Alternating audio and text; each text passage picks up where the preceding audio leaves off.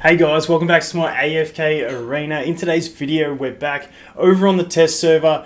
I was a bit late getting this out. The notes came out about 12 to 24 hours ago and my laptop decided it didn't want to work. And then I've been setting up my new PC, which finally came, so that's all set up now. We're still having issues. As you can see, I'm on a fresh account on the test server because for some reason, BlueStacks won't let me transfer to my normal account on the test server. Normal server's fine, this one's weird. So we're going to cover these patch notes, we're going to look at the new hero, we're going to look at the Brutus skin, which is really nice, and all that good stuff. There's also two new features, which is the Elder Tree and the Twisted Fate. Was it the Twisted Fate? Twisted Realm. I'm going to cover those in another video when I can actually transfer accounts and get onto an account that's at that stage. I'll have to find someone with a more advanced account than my test server one. So let's go to the first thing. First of all, we're going to look at the new Mauler hero, Skriath. Skriath the Wise One.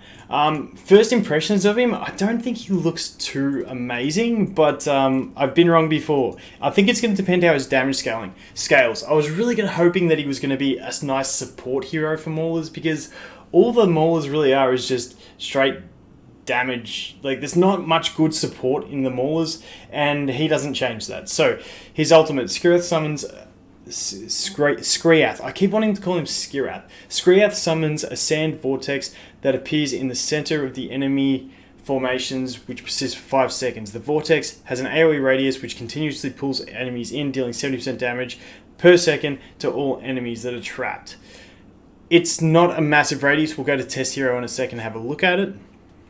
Skriath causes large rocks to fall upon an enemy's target's head, dealing 160% AoE damage to them and nearby enemies. And like the scaling of 160% isn't that great either.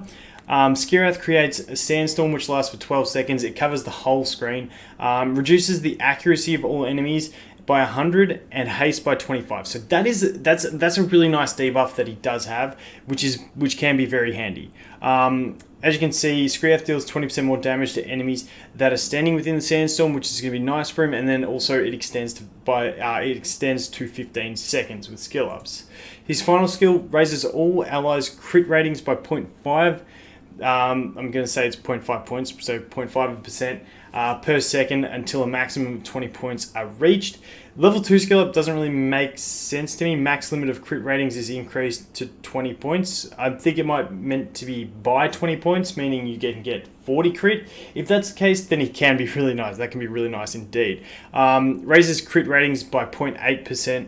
0.8 points per second, so it's going to get there faster. That could be really nice for like boss battles, like Riz and stuff like that, but you know, I don't know how long games are going to go, especially in the early game, so we'll have to see how he pans out. Now, the cool thing that I really love that they introduced into this one is we can check signature items. I don't know how long I've been waiting for this, but it's amazing. So let's check his signature item. Each time Skriath deals a critical strike to an enemy target, large rocks fall down on them, dealing 50% AoE damage to them and all nearby enemies. This ability is unable to deal critical damage itself and can only target the same enemy once every 3 seconds. So a bit of limitations. It basically gets more damage with skill ups, and then at 30. During a sandstorm, all enemies are dealt 2% of their current health value per second as damage, ignoring their defense rating. So if your enemy's really high HP, I guess getting the sandstorm out is going to bring them down pretty quick. I feel like it may have like this at level 30, which is something I probably wouldn't go into unless someone tests him and he has really good scaling.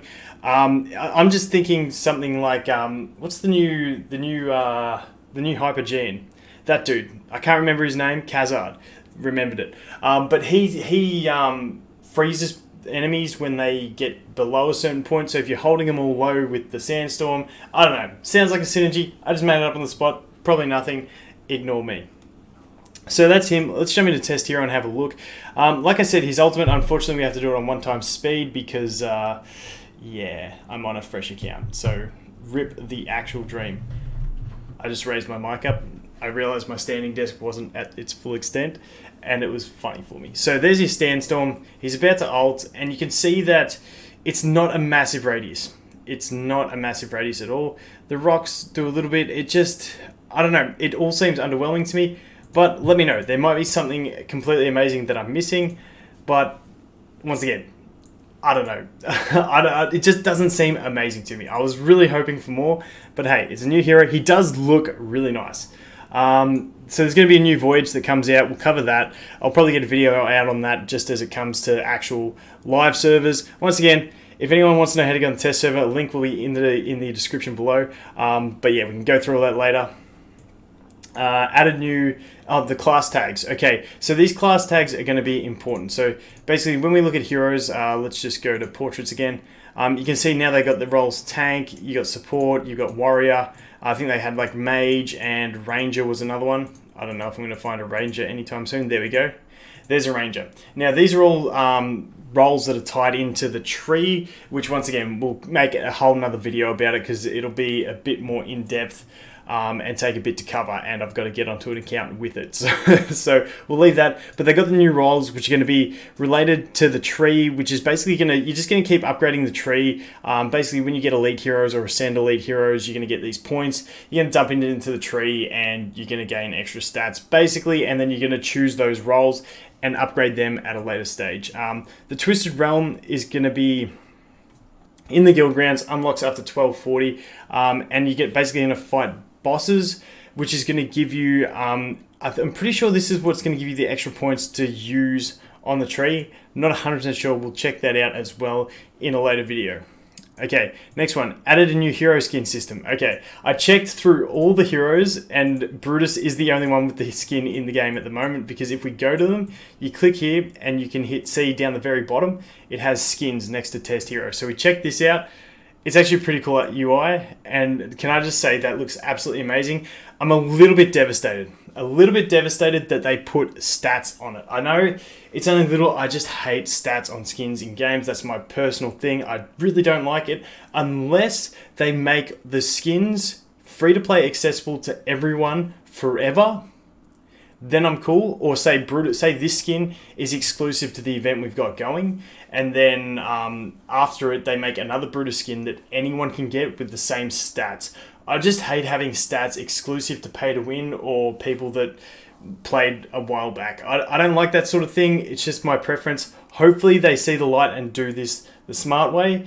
But we'll have to wait and see. I hope they do have like a skin shop where you can save up points from somewhere to buy the skins, and then I'm all cool with stats on skins. But just don't make skins pay to win. That will devastate me. That will absolutely shatter me. So, skins, but overall, Brutus, wait, let's test hero.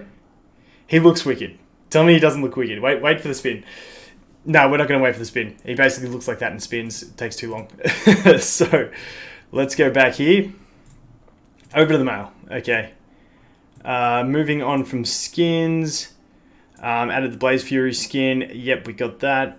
After receiving player feedback, we decided to adjust the assembly of heroes so that players can now... Okay, so basically as soon as this goes live, you can claim that skin and the other rewards from that instead of having to wait till 7 days from the end of the event. Really nice. Renamed Mythic Plus equipment to Mythic Tier 1. So they're basically making another tier of gear. So you've got your...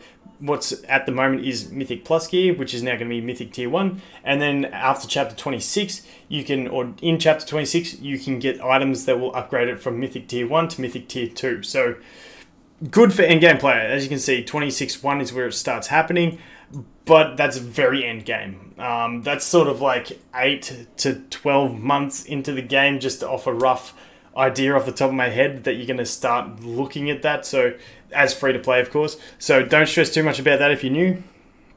Added the option to view each hero's signature item. Really nice. We looked at that. That's so handy for seeing new heroes and just everything. I love that. That was a feature that we asked for. It finally came in. Added a new icon that denotes when a player's bag slots are at the max limit. Cool beans. I've never really had that issue. Fixed a difficulty problem that occurred after floor 300 in the Mauler Tower. That's a very endgame thing as well. Don't stress about that. Unless you're endgame, then congrats. Removed the relics, Hogan's Fortitude. I can't remember the Moonlight, and I can't remember the other two, but Hogan's Fortitude was a weird one. He was the only legendary tier hero that had one, so Maybe there was another hero. I don't know. But it was just weird, so I get them removing that. Fixed an issue preventing certain ultimate abilities from being correctly interrupted by certain control abilities. I guess things now get controlled when they're supposed to get controlled, and it's happy days for everyone. Wukong the Monkey King, I guess he just had some problems with the way he was implemented, so basically he's just fixed. His abilities weren't working well. I'm not going to go through them specifically because it's pretty general stuff. Rowan, the ability Dazzle will no longer allow summonable allies to recover energy, which isn't too bad. I mean, that way they're not... I'm pretty sure... Someone correct me if I'm wrong. I've never actually researched this too hard, but I'm pretty sure Rowan's energy, the less heroes there are in the vicinity, the more the individual heroes that are there get. But I don't know if that's how it works. Someone let me know, because I haven't looked into it that much. That's just what I thought when I read it. I'm like, oh, maybe it's a good thing. We'll wait and see. Gorvo fixed a bug that was preventing the special effects of Battlecry ability from matching up with Gorvo's character model. Cool beans. Gorvo doesn't look disjointed when he does his stuff. Spot on. So overall, this is a massive update. Like, there's a lot in this update when we consider the fact that we got skins, we got a new hero, we get a new voyage, we've got 2 new features in the Elder Tree and the Twisted Realm, which once again I will go into in another video. Just got to get onto an account that has it, or we can just wait till it goes to the global servers and check it out there. But I want to have a bit of a guide type thing out there for you guys before it does go to global, so we'll do our best. But there's a lot in this, and once again, just the little things that they're adding in, the things like the being able to check signature items. That's fantastic. Absolutely pumped for this update to go to live servers. Not sure when it's going to go, because people always ask that, but when it does, it's going to be fun, because I think there's going to be a lot of good changes in this one, and I pretty much just can't wait. I think it's the biggest one we've had, like the most substantial amount of content they've actually pumped into the game, so it's good to see them still developing really hard, so looking forward to it. But that's going to be it for this one, guys. Thanks for watching, and I'll look forward to seeing the next one. Cheers.